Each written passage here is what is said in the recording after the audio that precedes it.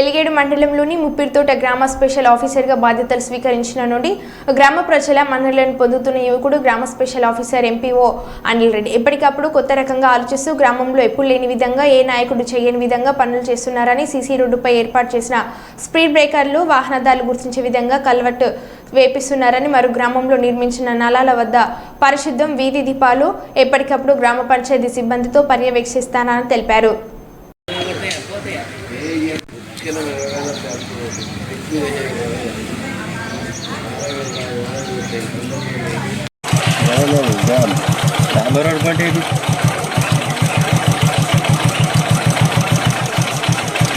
Untuk